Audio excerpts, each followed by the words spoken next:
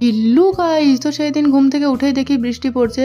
আর বৃষ্টি থামার পর গিয়েছিলাম ঋতুদের বাড়ি। তো গিয়ে দেখি ঋতু এইসব মুখে কালো কালো কি সব মেখে বসে দই খাচ্ছে আর পুতু পাশে রান্না করছে।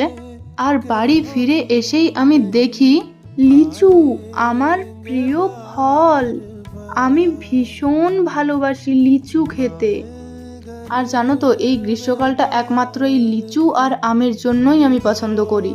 তারপর আবার স্নান সেরে দেখি বাড়িতে এসেছে বিরিয়ানি। তারপর বিরিয়ানিটা থালায় ঢেলে একটু আলু ছাড়িয়ে একটু মাংস ছাড়িয়ে যেই আমি মুখে দিলাম, উফ, সে কি স্বাদ!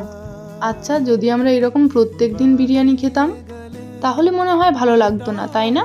তোমাদের মতামত কিন্তু কমেন্টে জানিও। তারপর দুপুরবেলা ঘুম ভাঙে আমার এই সবেরই শব্দে। আসলে পাশের গ্রামে হরিনাম হচ্ছিল, তো সেইখান থেকেই এসেছিল।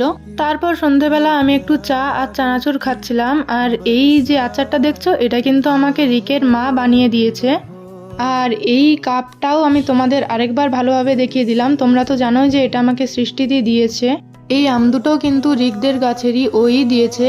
আর তারপর এসেছিল আমার কাছে একটা বোন মেহেন্দি করতো ওর মামার বিয়ে উপলক্ষে, যদিও এই ক্লিপটা অনেকদিন আগেরই। আর এই ব্রেসলেটটা আমাকে সৃষ্টিদি নিজের হাতে বানিয়ে দিয়েছে। আর আমি মনে করি নিজের হাতের বানানো যে কোনো জিনিসে একটা আলাদা ভালোবাসা মিশে থাকে।